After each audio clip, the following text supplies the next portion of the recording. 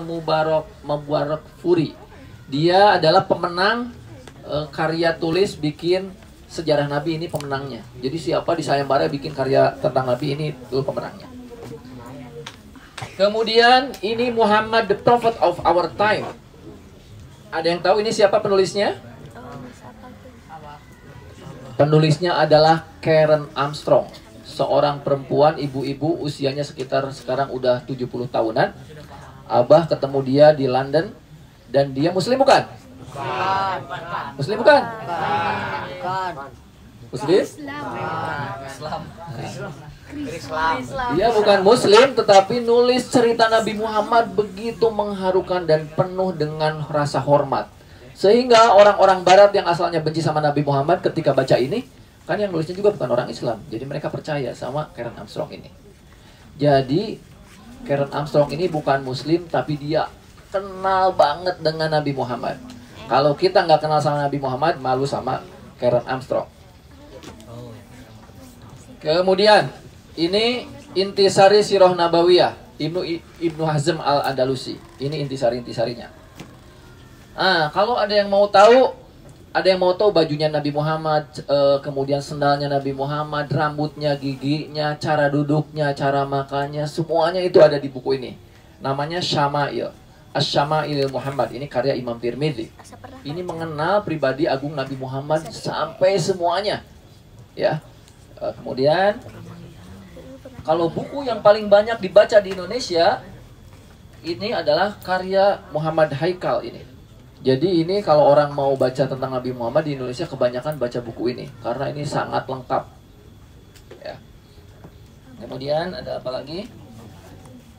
Nah, ini adalah Hayatus Sahabah. Ini melihat Nabi Muhammad dari sosok sahabat-sahabatnya. Ini keren juga. Kemudian ini adalah Samudra Keteladanan Muhammad. Ini yang nulisnya orang Indonesia, seorang profesor. Ini menarik juga. Kemudian ini Nabi Muhammad untuk semua, Maulana Wahyudin Khan. Dan Abah juga di sana ada 10 jilid Ensiklopedia Muhammad yang Abah dulu pernah edit. Dari semua ini siapa yang sudah pernah menamatkan salah satu buku Rasulullah? Siapa yang sudah? Oh, udah? Yang mana? Komik? Yang komik. Yang komik yang ketiga. Oke, komik.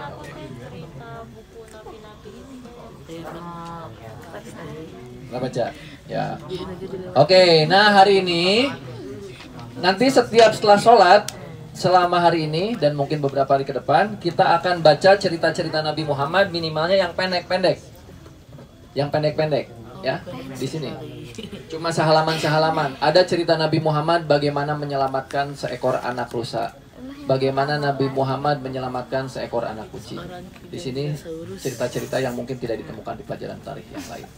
Nah, kalau kalian merasa kenal dan merasa bahwa Nabi Muhammad itu adalah Nabi kita, jangan kalah oleh orang-orang yang tidak mengikuti Nabi Muhammad secara agama, tapi mereka mengikuti Nabi Muhammad kisahnya sampai detail ya. Nah, sebelum masuk ke sini kita kirimkan dulu sholawat untuk Nabi Muhammad ya. Kita sholawatan dulu. Kita membaca sholawat, bukan sholawatan ya, membaca sholawat untuk Nabi Muhammad dengan sholawat yang sangat khidmat. Katanya kalau kita membaca sholawat, Rasulullah itu menyaksikan kita. Jadi walaupun Rasulullah sudah meninggal di alam sana, Rasulullah itu lihat kita dan sholawatnya itu akan sampai ke Rasulullah. Dan kalau kita bersolawat, maka malaikat pun akan bersolawat untuk kita. Solawat itu artinya apa? Solawat itu Allahumma sholli ala Muhammad. Ya Allah, berikanlah kesejahteraan buat Nabi Muhammad Sallallahu Alaihi Wasallam dan kedamaian buat Nabi Muhammad. Kenapa kita harus mengirimkan solawat pada Nabi Muhammad? Apakah Nabi Muhammad perlu doa dari kita? Terus kenapa dong?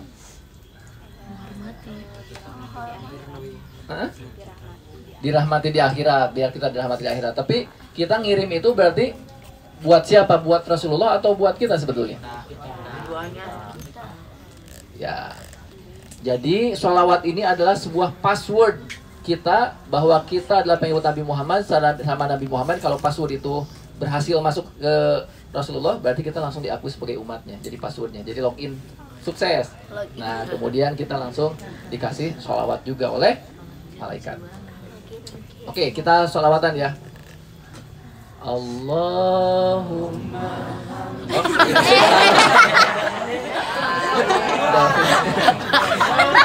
Aduh, aku malu. Aku malu. Aku tuli. Aku tuli.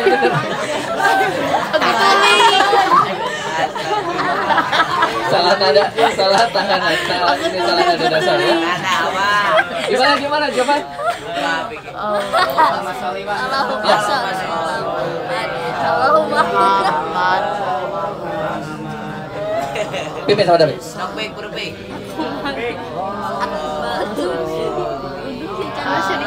Ya, siap. Allahumma sholli ala Muhammad ya Rabbi sholli alaihi wasallim. Allahumma sholli ala Muhammad ya Rabbi sholli alaihi wasallam. Allahumma sholli ala Muhammad ya Rabbi sholli alaihi wasallim. Allahumma sholli ala Muhammad ya Rabbi sholli alaihi wasallam. Ya. Nah, katanya setiap doa kita yang diapit oleh 2 sholawat pasti dikabulkan. Ya. Kenapa dikabulkan? Karena mana mungkin kita berdoa dan lewat orang yang pasti dijabah doanya, doa kita nggak dijabah. Mungkin doa kita nggak dijabah, tapi karena doa kita titipkan pada Rasulullah, awalnya pakai sholawat, ke Rasulullah dulu passwordnya, kemudian kita berdoa, ditutup lagi sama password sholawat. Ya.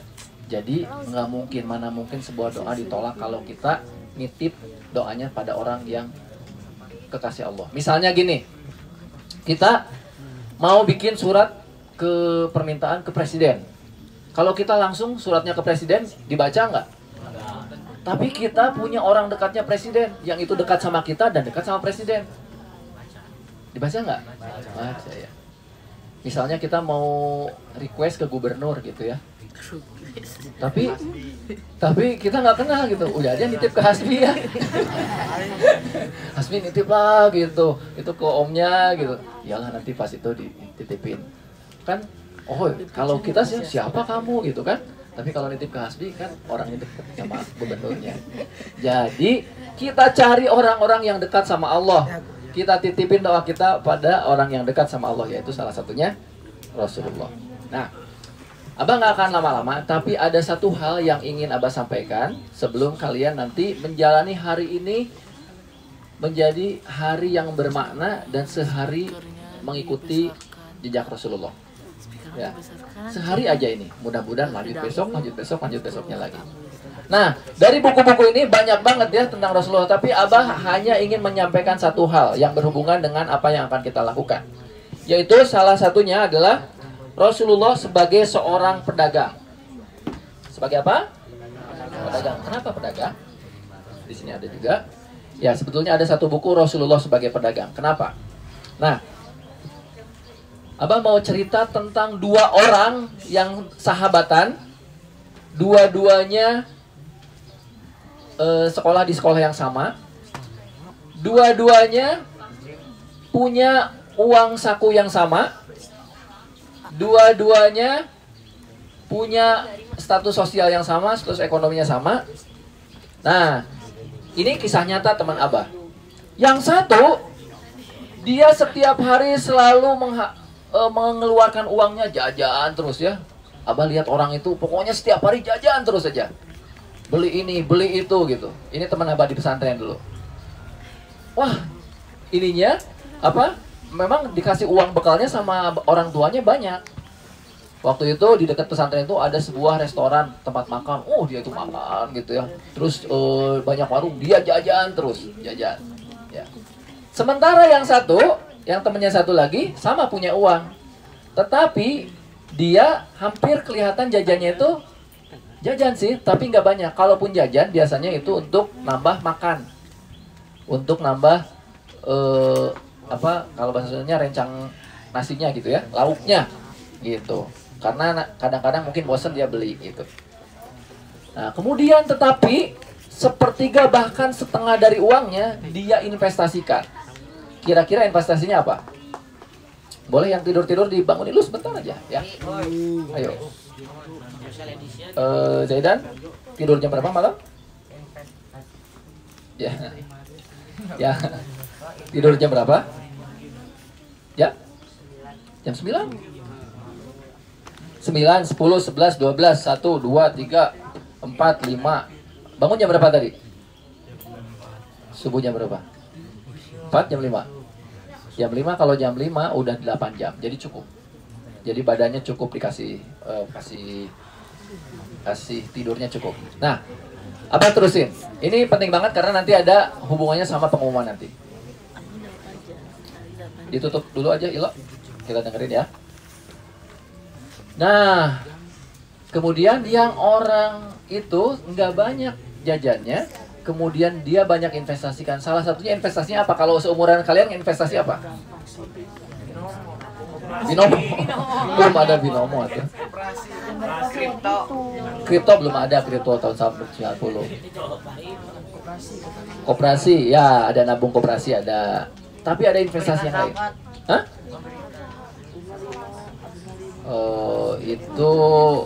Itu sedekah lah ya. Ya, kadang-kadang dia ngejajanin temennya juga sedekah. Tapi yang jelas dia investasinya itu adalah ikut banyak kursus. Dia ikut kursus matematika, dia ikut kursus bahasa Inggris, banyaklah kursusnya. Ya, jadi hampir sebagian besar uangnya dibuat investasi buat hobinya. Singkat cerita, sekitar 20 tahun kemudian Abah ketemu dengan dua orang tersebut. Yang pertama, yang dia selalu menghabiskan uangnya, kira-kira bisa ditebak nggak? Kira-kira profesinya hari ini jadi apa? Tukang pop es ya, terus tukang seblak ya, tukang batagor keliling ya. Ya, Abah kasih tahu ya profesinya. Jadi orang yang tahu nggak kalau tukang bis itu suka ada laporan tengah jalan itu ngasih laporannya. Ya. Tapi bukan kerja. Pos apanya di pos? Ya di pos-pos gitu. Ya gitu. Kira-kira gajinya gede nggak gitu? Ya itu pekerjaan mulia juga sih. Tapi Abah dulu melihat orang itu tuh anak orang kaya, kemudian uangnya banyak, tetapi ternyata nasibnya sebetulnya dia bisa mendapatkan nasib yang lebih baik. Karena nasib itu bisa diubah, kalau takdir nggak bisa diubah. Tapi nasib bisa diubah. Jadi hidupnya, kalau menurut Abah, kasihan lah, gitu ya, kasihan. Nah sementara yang tadi yang satu lagi jadi apa? Orang kaya. Jadi orang kaya, kemudian kuliah ke luar negeri, kemudian dia menyumbang ke banyak tempat, pokoknya bahkan menyumbang teman-temannya, termasuk teman yang tadi. Nah, jadi kita bisa lihat bagaimana nasib seseorang itu bisa ditentukan bagaimana dia mengelola uang waktu mudanya. Nah, sekarang kita ke Nabi Muhammad. Nabi Muhammad di usia 7 sampai 10 tahun ngapain? Menggembala, benar, menggembala. Dari menggembala itu dia dapat apa? Pasti dapat uang kan? Ya, dengan menggembala itu, menggembala, jadi penggembala. Jadi usia 7 sampai 10 itu udah menggembala. Kemudian di usia 12 tahun, apa yang dilakukan Nabi? Berdagang. Berdagang kemana? Ke Syam. Ke Syam. Syam itu di dalam Arab atau di luar Arab? Di luar Arab, yaitu ke utara, ya. Kalau ayatnya li'ila fi Quraisyin ila fi imri latasyita iwasoir, ya. Jadi Rasulullah itu berdagang, orang-orang Arab itu memang biasa berdagang. Kalau musim asyita itu ke Syam, kalau as-soyif itu ke Yaman. Kalau asyita itu musim dingin, musim panas apa pernah bilang? Panas. Asyita musim panas, musim dingin? Panas. Siapa yang musim panas angkat tangan? Siapa yang musim dingin? Nah, mulai hari ini kalian nggak akan kutuker. Abah kasih tahu, makanya jangan ya apa? Dingin. Kenapa dingin? Karena ya. Benar. Asyita. Ada titik tiga. Titik tiga itu apa? Salju atau hujan. Ya, asyita. Ada titik tiga. Jadi asyita musim dingin, musim hujan? Musim dingin, musim panas? Musim dingin. Jadi ketika musim dingin Rasulullah ke Syam. Kemudian as-soyib musim dingin, musim panas? Panas. Musim panas. Kenapa? Nggak ada titiknya. Ya, jadi pokoknya ingatnya asyita aja. Ya, asyita itu musim dingin. Nggak akan lupa kan? Nggak akan lupa ya. Nah, Rasulullah umur 12 tahun udah keluar negeri. Di sini siapa yang usia 12 tahun udah keluar negeri? Ya, makanya karena Rasulullah udah nabung sejak usia 7 tahun. Kemudian usia 20 tahun, jadi usia 12 tahun sampai 20 tahun Rasulullah itu belajar mengelola investasi orang lain. Jadi begini, kalau kalian jadi orang kaya, misalnya kalian jadi Abu Jahal ya waktu itu. Abu Jahal itu orang kaya waktu itu. Abu Lahab orang kaya, semuanya orang kaya itu nitip barang dagangannya ke para pengelola investasi. Salah satunya adalah Nabi Muhammad sama Abu Thalib, betul. Jadi dititip aja lah, soalnya mereka mah bos-bos kan, dititipin aja. Nah, orang yang mengelola itu nanti akan berjalan. Nah, hebatnya Nabi Muhammad. Jadi kalau orang lain dititipin dagang di Syam, mereka akan jalan ke Syam. Kemudian mereka akan jualan di Syam, udah gitu balik lagi. Kalau Nabi Muhammad bukan gitu. Selama di perjalanan dia udah jualan. Kemudian dia misalnya dari Garut sampai ke Jakarta, pas di Bandung dia udah jualan. Udah dapat uang, kemudian dia beliin lagi barang-barang oleh-oleh khas Bandung. Kemudian nanti udah Bandung sebelum ke Jakarta apa lagi? Purwakarta. Di Purwakarta dia jualan oleh-oleh Bandung, beli oleh-oleh Purwakarta. Terus sampai Jakarta uangnya udah banyak. Udah gitu baru dagang di Jakarta. Udah di Jakarta balik lagi gitu lagi. Jadi uangnya berlipat-lipat karena dagangnya terus sepanjang jalan. Gitu. Nah, terus kalau kalian dagang di zaman itu nggak kayak sekarang, aman. Kalau di sana orang boleh merampok. Bukan boleh. Orang terbiasa merampok. Jadi kalau ada kafilah yang jalan, maka perampok-perampok, penyamun-penyamun itu siap merampok kalian. Dan hanya orang-orang yang bisa bernegosiasi yang akan bebas dari perampokan itu. Negosiasi sama perampoknya, udahlah jangan ngerampok, mendingan gini-gini ya, jadi ajak berdagang gitu. Nah, ini ada sebuah cerita dari salah satu keturunan Rasulullah yang hidup ratusan tahun kemudian, yaitu namanya Syekh Abdul Qadir Jailani. Syekh Abdul Qadir Jailani itu pernah suatu hari ingin akan berangkat ke Irak untuk belajar. Kemudian dibekalan sama orang tuanya. Dibekalannya itu sekitar 100 dinar. 1 dinar berapa? 2.000. Wow. 1 dinar itu sekarang 2 juta. Berarti 100 dinar 200 juta ya. Kira-kira sama ibunya uangnya disimpan di mana? Disimpan di ketek. Dibikin saku, kemudian dimasukin ke keteknya, kemudian dijahit. Di situ ada berapa? 100 dinar, ada 200 juta di keteknya. Kemudian dia pergi ke Irak dengan ikut ke rombongan pedagang. Ah, ini mah aman sih karena soalnya rombongan pedagangnya banyak kan, dan ada pengawal-pengawalnya, ikut aja. Ternyata di tengah jalan ada perampok. Semuanya dirampok ternyata. Semua orang yang disitu dirampok, diambilin barangnya. Kecuali Syekh Abdul Qadir Jailani. Saya Abdul Qadir Jailani siap dirampok, rampok dong. Nah, ngerti dirampok. Udah gitu, karena nggak dirampok, saya Abdul Qadir Jailani itu datang ke perampoknya. Rampok, kenapa saya nggak dirampok katanya? Ah, budak lutik pokoknya buka duit. Gitu. Kemudian saya punya uang. Itu nggak percaya, saya punya uang 200 juta. Wah, bohong. Gitu. Terus bener. Akhirnya si perampok itu bawa anak kecil ini ke raja perampoknya. Wahai Dunungan, ini ada anak kecil pengen dirampok, katanya dia pengen punya uang 200 juta, saya mah terpercaya gitu. Udah gitu kata ini penasaran kan si raja perampoknya. Bener kamu punya uang 200 juta, 100 dinar? Bener. Di mana? Coba lihat. Nih. Kemudian disobekin, tuh kan bener kan gitu. Langsung si perampoknya takjub dong. Kenapa? Bener ternyata bawa orang 200 juta.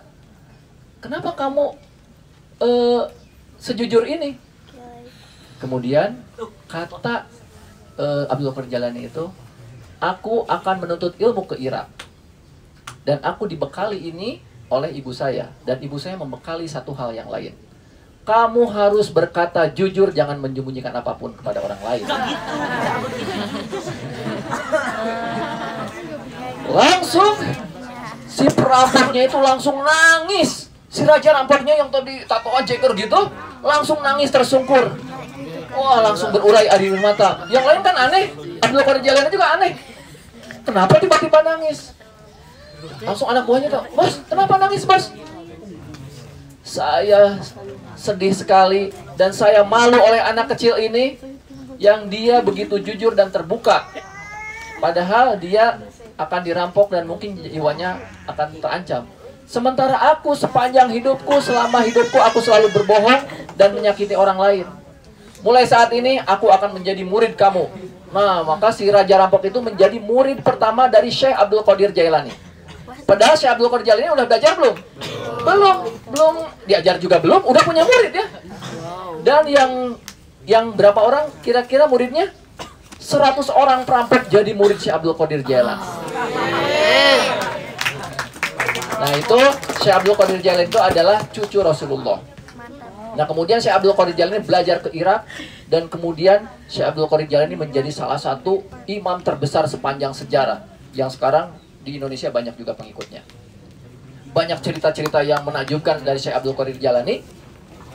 Jadi Syekh Abdul Qadir Jailani itu pernah suatu ketika ada seorang lagi gini ya, lagi kan jamaahnya tuh ada ribuan ya. Kemudian ternyata di salah satu jamaahnya tuh ada yang kebelet pengen Gimana coba caranya? Susah kan? Aduh, Syekh Abdul Qadir Jailani bisa membaca orang itu kayaknya kebelet, langsung dipanggil ke sini, kemudian dimasukkan ke jubahnya sama Syekh Abdul Qadir Jailani. Tiba-tiba si orang itu merasa langsung masuk ke toilet, langsung buang air besar, kemudian dibuka lagi, selesai. Gitu. Jadi masuk ke dimensi lain. Nah, cerita-cerita gitu banyak sekali di Syekh Abdul Qadir Jailani. Bahkan mitosnya banyak yang berlebihan lah, ya. Itu. Nah, tadi ngomongin tentang bagaimana perampok ya, dan tentang kejujuran. Jadi perampok itu akhirnya menjadi luluh oleh kejujuran seorang anak yang bernama Syekh Abdul Qadir Jailani. Nah, lanjutin. Sekarang lanjutin lagi. Jadi Rasulullah usia 12 sampai 20 tahun kerjanya apa? Berdagang. Berdagang gitu? Berdagang, tapi dagangannya dagangan punya siapa? Punya orang. Artinya apakah dia lebih tepat disebut pedagang atau pengelola investasi? Ya, jadi dia itu jadi manajer investasi. Nah, kemudian setiap dagang dia selalu beruntung besar-besar. Akhirnya semua orang di Mekah itu nitipnya, wah, mendingan nitipkan Nabi Muhammad. Nggak menyebutnya nggak Nabi Muhammad karena mereka nggak ngakuin Nabi Muhammad ya. Muhammad lah. Gitu, nitip. Sampai ada seorang perempuan kaya raya yang penasaran. Wah, ini katanya ada pemuda ganteng, ada berondong. Itu katanya jujur, ganteng, dan kalau nitip investasi pasti untung. Untungnya berkali-kali lipat. Maka dititipin sekali, benar untung. Tahun berikutnya titipin lagi, untung lagi sampai 5 tahun berturut-turut untung terus. Ini kayaknya orang ini orang spesial. Maka Siti Khadijah perempuan itu akhirnya nitip pesan ke Maisarah, yaitu asistennya. Wahai Maisarah, sampaikan ke Muhammad, mau nggak dia kalau nikah dengan aku? Jadi siapa yang ngelamar? Khadijah yang ngelamar ya. Nah, kemudian Nabi Muhammad mau nggak? Mau, karena walaupun Khadijah usianya 15 tahun lebih tua, tetapi masih terhormat, kemudian cantik. Dan akhirnya mereka menikah. Nah, ketika usia 25 tahun Rasulullah jadi apa sekarang?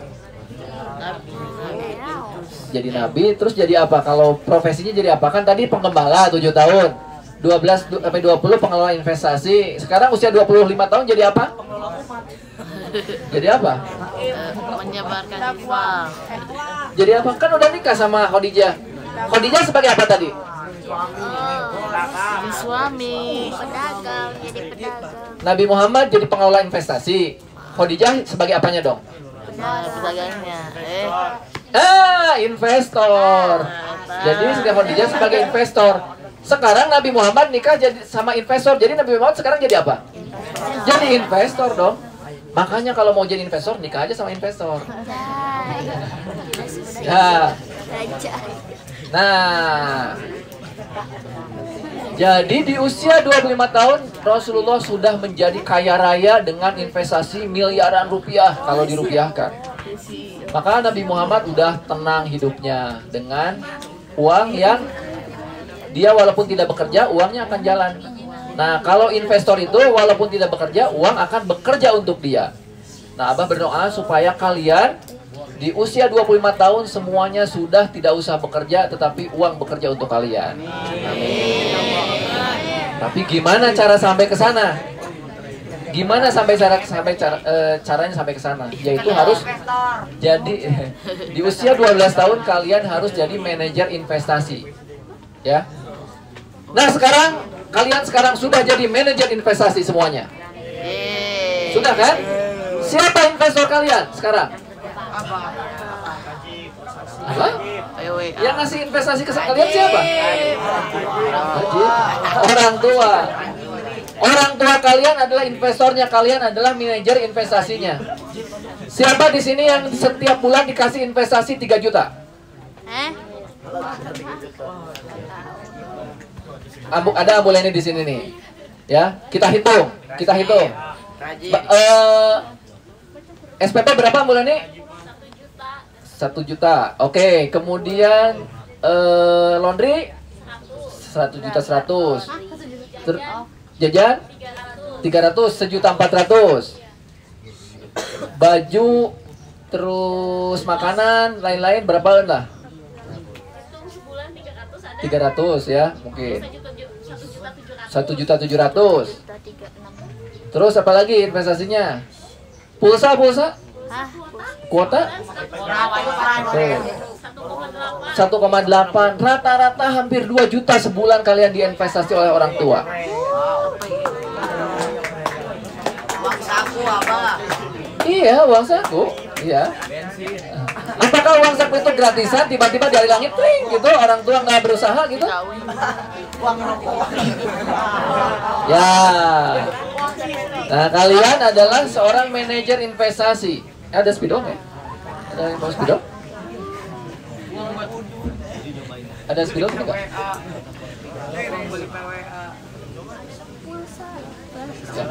Oke, nah sekarang Abah akan ngasih tips bagaimana kalian harus mengelola investasi dengan ini adalah tips dari para investor.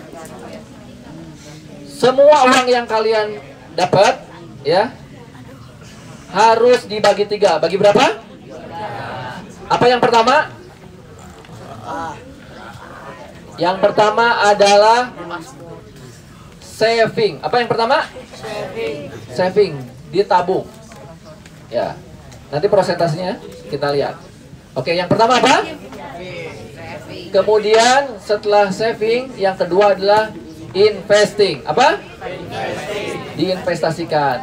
Dan yang ketiga adalah spending. Apa? Spending itu adalah dibelanjakan. Dibuat jajan, buat beli ini, buat beli itu yang keinginan kalian. Oke, rata-rata di sini Nah, mulai minggu depan kalian tidak akan dikasih uang lagi tiap hari oleh abah-abu. Tapi seminggu sekali. Nanti berikutnya sebulan sekali. Pokoknya dari uang orang tua kalian pegang aja. 300.000 kasih, pegang aja semuanya. Kenapa senang? Nabung, langsung nabung.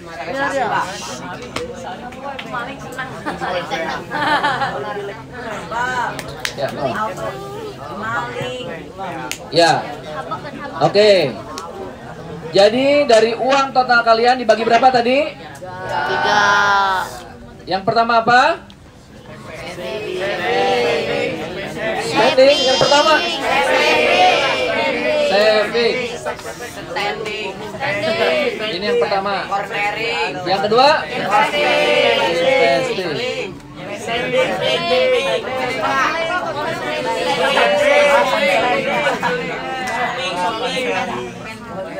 Lihat urutannya ya, jangan ketuker.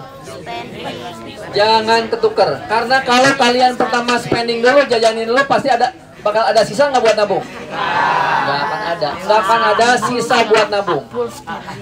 Tapi sisakan buat nabung. Jadi sisihkan dari awal.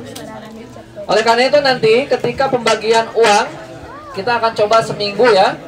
Jadi kalau uangnya 300.000 dibagi 4 minggu berapa? 75. Dikasih 75 nih, 75. Oke, kasih 75 seminggu. Berapa? Apa dulu yang pertama harus dilakukan? Saving. Berapa kira-kira kalian akan lakukan? 5.000.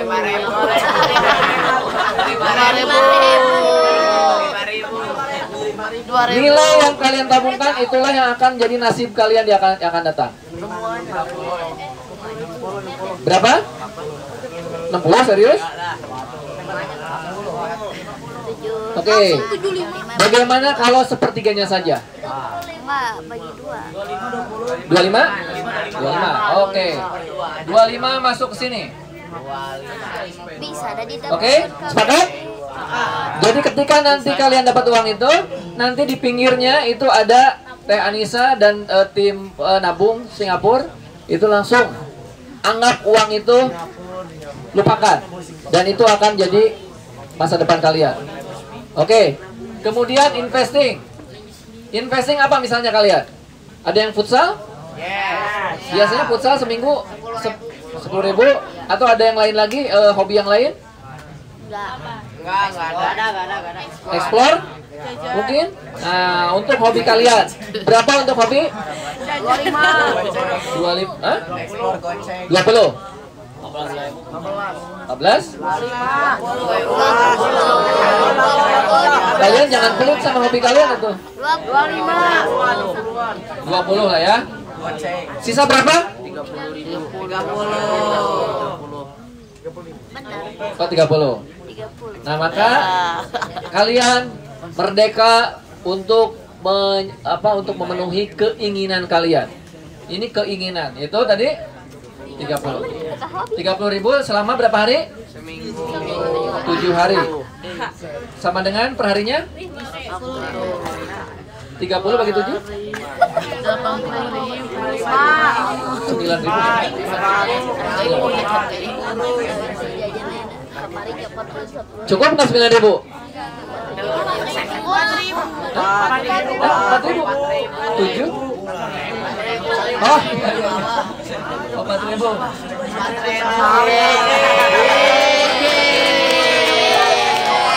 Udah, 4.000 cukup?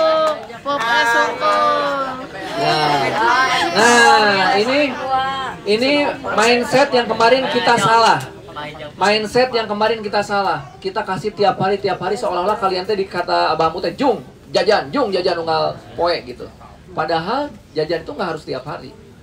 Bahkan ada yang berhari-hari di sini tidak jajan karena tidak punya uang, orang tuanya nggak bisa memberikan jajan. Apa kalian pernah tahu ada teman yang seperti itu? Ya, jadi kita juga harus berempati. Nah, investing, ada juga investing itu, investasi itu buat bukan hanya di dunia tapi di akhirat. Apa kalau yang di akhirat? infak ya. Nah, nanti ada juga kotak infak yang kalian boleh tabungkan, boleh investasikan, itu akan diberikan pada teman kita yang mungkin tidak beruntung seperti kalian punya uang jajan. Dan itu akan dicatat walaupun tidak tahu siapa, tidak ada namanya, itu akan dicatat. Dan itu sudah kita lakukan waktu dulu ya, dan kita akan lakukan lagi sekarang. Oke, sekarang abah nanya nih. Apakah dengan hitungan ini, kita bisa lakukan atau berat? Yang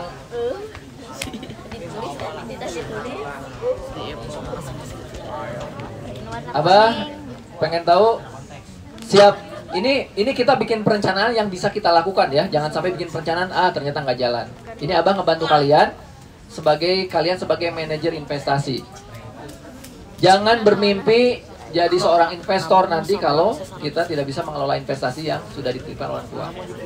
Oke, sekali lagi Abah nanya nih dengan kompak jawabnya. Apakah ini bisa dilakukan? Lumayan kompak. Tapi kalau ada yang merasa keberatan, misalnya kayaknya kegedean buat investasinya, buat savingnya gitu, kita bisa ubah lagi. Cukup? Cukup? Ini realistis? Oke. Sepakat? Oke. Kalau begitu ini kita akan lakukan mulai minggu depan, bukan minggu ini, karena minggu ini udah keburu yang masih ngelanjutin yang kemarin yang kalian dapat tiap hari ya. Dan selama 3 hari ke depan koperasi akan ditutup dulu karena ada beberapa hitungan yang uang kalian mungkin yang dulu tidak tercatat. Ada orang tua yang nanya, saya udah bayar, udah ini, tapi kok masih minus gitu. Jadi, nah itu juga silahkan dilaporkan ke Abah Ambu. Kalau ada yang catatannya salah waktu itu. Wapisnya misalnya udah nggak ada, tapi uangnya juga nggak ada gitu. Ada nggak yang gitu? Ada yang merasa begitu? Yang uangnya masih di Abah Ambu, tapi tidak tercatat gitu. Saya asal nggak minus, tapi kenapa minus? Ada yang gitu nggak? Nah, silakan laporkan segera. Kita akan cek selama 3 hari ini. Jangan sampai ada hak kalian, uang kalian yang mengendap di PWA padahal bukan hak kita, itu hak kalian. Oke? Ya. Nah, ujungnya ke sini. Abah kenapa cerita tentang Nabi Muhammad? Kalau kalian memang betul-betul cinta sama Nabi Muhammad, kita teladani Nabi Muhammad, tapi banyak hal yang bisa diteladani. Yang kita teladani hari ini cuma satu, yaitu tentang bagaimana menjadi seorang investor, ya, menjadi seorang investor.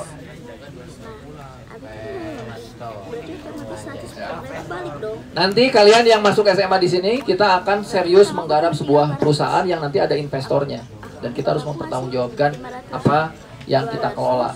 Kalau ini mungkin orang tua kan kadang baik ya, nggak nanya mana pelaporannya kan jarang ya. Nah, tapi kita lakukan ini biar orang tua juga tahu bahwa kita mengelola uang dengan baik. Oke, nah gitu. Mudah-mudahan kita semua bisa meneladani Rasulullah. Kita doa bareng-bareng ya. Kita doa bareng-bareng. Sebelum nanti ada pengumuman dari IPM. Ada pengumuman? Ya, oke. Ya, oke. Dari Abah cukup sekian, tapi kita tutup dengan doa. Silakan yang masih nengok ke sana, nengok ke depan. Dawa. Yuk kita doa dulu. Kita doa. Kita tundukkan hati dan kepala kita. Masih ada suara. Kita doa dulu ya. Kita berdoa, kita tundukkan kepala dan hati kita di hari yang spesial ini, yaitu hari kelahiran Nabi Muhammad SAW, seorang kekasih Allah, teladan kita semua. Semoga kita bisa meneladani semua akhlaknya, semua keteladanannya. Kita mulai dengan membaca istighfar. Astaghfirullahaladzim, astaghfirullahaladzim, astaghfirullahaladzim. Kita baca sholawat. Allahumma sholli ala Muhammad wa ala alihi wa ashabihi ajma'in. Allahumma sholli ala Muhammad wa ala alihi wa ashabihi ajma'in. Allahumma sholli ala Muhammad. Allahumma sholli ala Muhammad ibn al-Fatih lima ughliqa wa khatim lima sabaq nasiril haqqi bil haqq wal hadi ila siratikal mustaqim wa ala alihi haqqa qadrihi wa miqdaril azim. Ya Allah, di hari yang spesial ini kami menundukkan hati dan kepala kami di pesantren Wasasi ini berdoa semoga kami bisa meneladani semua kebaikan dan keteladanan Rasulullah, terutama dalam sisi Rasulullah dalam mengelola asetnya, mengelola keuangannya, sehingga beliau memberi keteladanan di usia yang sangat muda, di usia 7 tahun beliau sudah bekerja menjadi seorang penggembala, dan di usia 12 tahun Rasulullah sudah belajar berdagang dan memanage investasi, dan Rasulullah sudah melanglang buana ke luar negeri di usia yang sangat muda, dan di usia 20-25 tahun Rasulullah sudah menjadi seorang manajer investasi, dan di usia 25 tahun Rasulullah sudah menjadi seorang investor. Ya Allah, mudah-mudahan hidup dan keteladanan Rasulullah ini menginspirasi kami untuk mengikuti jejaknya. Berikanlah kekuatan kepada kami untuk memelihara kepercayaan dari orang tua kami, di mana orang tua kami bekerja keras untuk menyekolahkan kami ke pesantren ini. Mereka membanting tulang demi kami, dan mereka menginvestasikan uangnya demi pendidikan dan masa depan kami. Ya Allah, berikan kekuatan bagi kami untuk tidak tergoda dengan godaan-godaan, sehingga kami bisa menyisihkan uang kami sepertiganya untuk menabung, sepertiganya untuk menginvestasikan atas semua hobi dan potensi kami, dan sisanya kami akan gunakan untuk yang kami inginkan selama itu sesuatu yang menjadi kebaikan. Ya Allah, berikanlah istiqomah pada kami. Mudah-mudahan tekad kami hari ini untuk meneladani Rasulullah dalam mengelola aset kami bisa kami jalankan secara konsisten. Ya Allah, berikanlah kekuatan dan keistiqomahan untuk kami. Rabbana atina fid dunya hasanah wa fil akhirati hasanah wa qina adzabannar. Subhana rabbika rabbil izzati amma yasifun. Wassalamun ala mursalin walhamdulillahi rabbil alamin. Silakan. Assalamualaikum warahmatullahi wabarakatuh. Abah silakan ke IPM, silakan mau pengumuman gimana acaranya sekarang.